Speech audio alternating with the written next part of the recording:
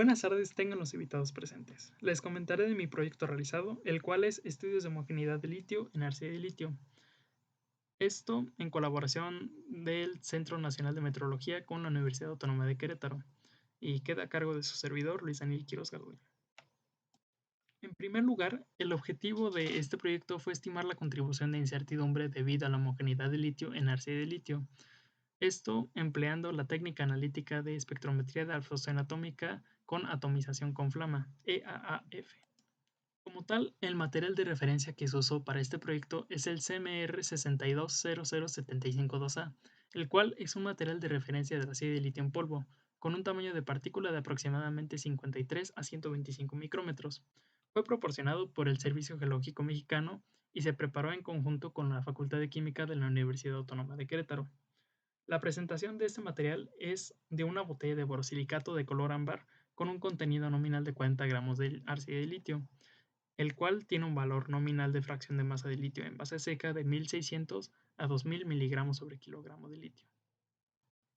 Como tal, este proyecto se realizó de acuerdo a lo establecido con la guía ISO 35-2017, el cual presenta tres recomendaciones típicas para la selección de muestra. Esto en base al número de unidades producidas. La primera es la raíz cúbica del número de unidades producidas. La segunda es 3 veces la raíz cúbica del número de unidades producidas.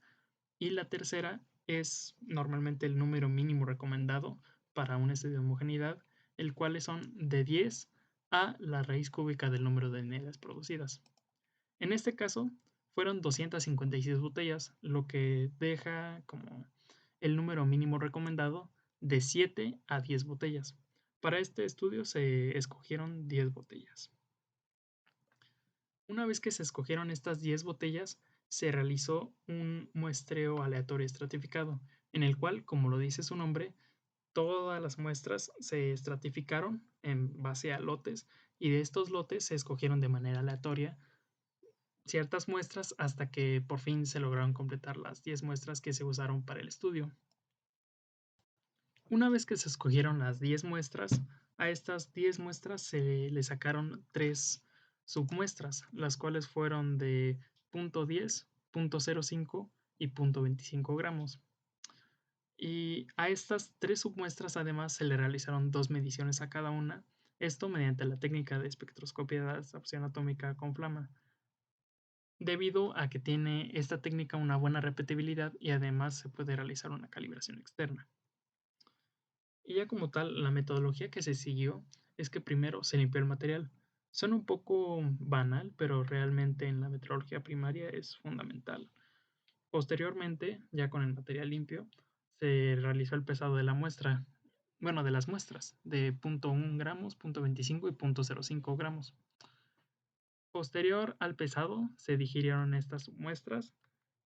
Como tal, las condiciones de digestión se obtuvieron al experimentar con la cantidad de ácidos, con la cantidad de la muestra y con el tiempo de la digestión. Y una vez ya digeridas, se aforaron a 30 gramos con agua destilada y se tomaron 5.3 gramos de alícuota, la cual posteriormente se aforó a 20 gramos y justamente con una curva de calibración externa se realizó la medición mediante la espectrometría de absorción atómica con flama, y finalmente se realizaron los cálculos y la estimación de incertidumbre. Como tal, en la digestión, como se puede ver, se usó una mezcla de ácidos de 6 mililitros de ácido nítrico, 3 mililitros de ácido clorhídrico y 2 mililitros de ácido fluorhídrico, y se realizó la digestión mediante horno de digestión en ambiente cerrado. Esto con 3 hornos, que fue el Mars X, el Mars Express y el Mars 6. Todos estos en las instalaciones del CENAM. Como tal, primero se sometió a una condición de predigestión con las condiciones presentes.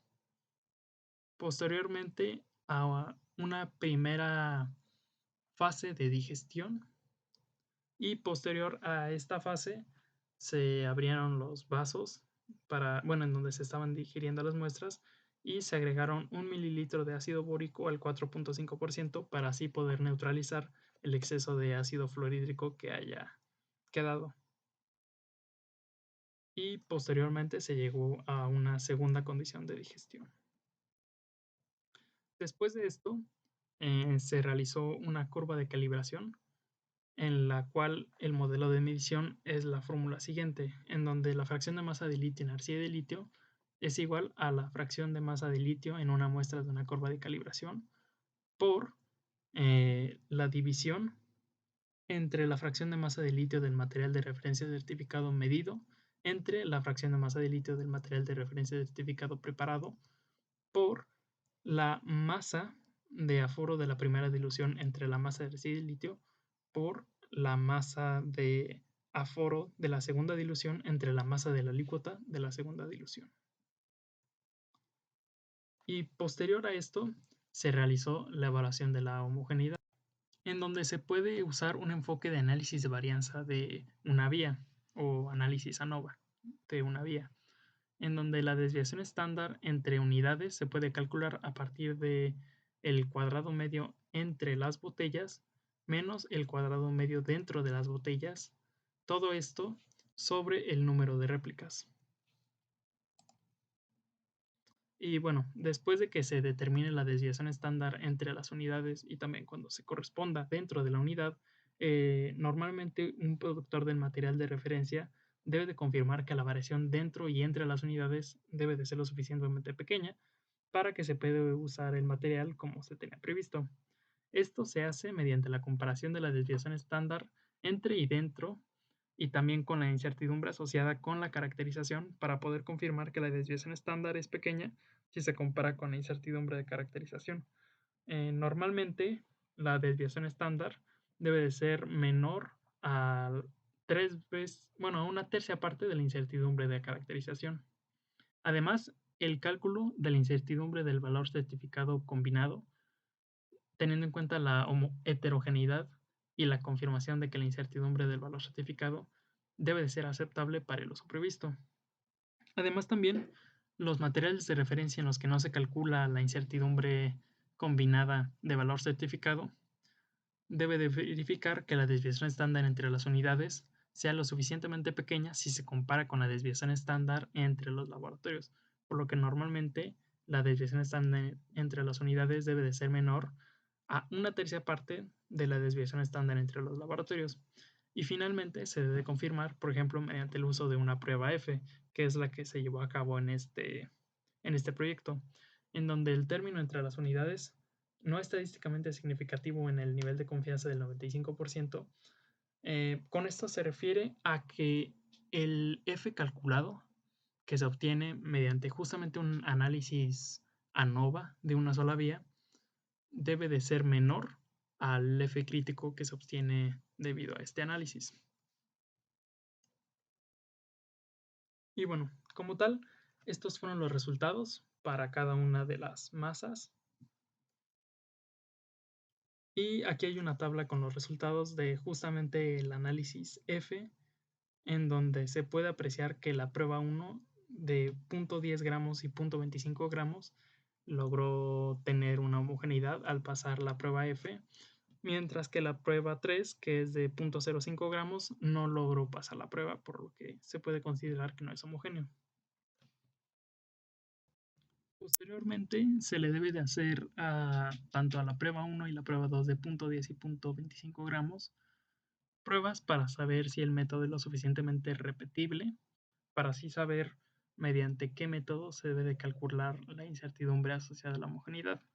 En este caso es mediante la fórmula que se puede ver abajo en la izquierda, en la que pone que SR entre la raíz cuadrada del número de réplicas debe de ser menor o igual a 3 veces la incertidumbre del método.